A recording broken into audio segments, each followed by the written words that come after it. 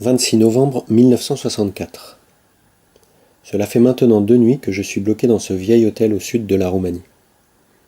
À cause de la tempête qui redouble de puissance, je n'ai pu prévenir de mon retard ni mon client ici, ni l'agence immobilière en France.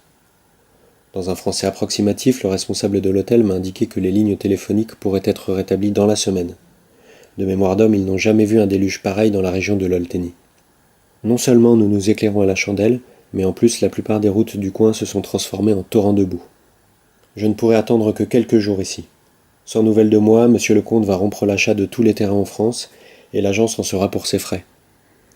À part 2 femmes très âgées et un couple de chiffonniers itinérants, je n'ai croisé personne dans les sombres couloirs de ce petit manoir.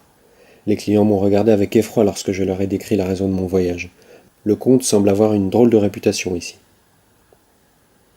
Malgré son emplacement à flanc de montagne, le vieil hôtel où je loge me semble pouvoir résister à toutes les épreuves.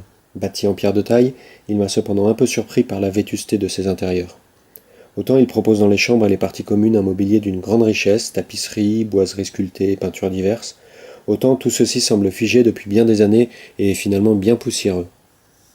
Compte tenu des difficultés financières du cabinet, le responsable m'a proposé une petite chambre située au 6e étage, qui ne peut être atteinte que par un long escalier de bois, suivant en partie la pente du toit.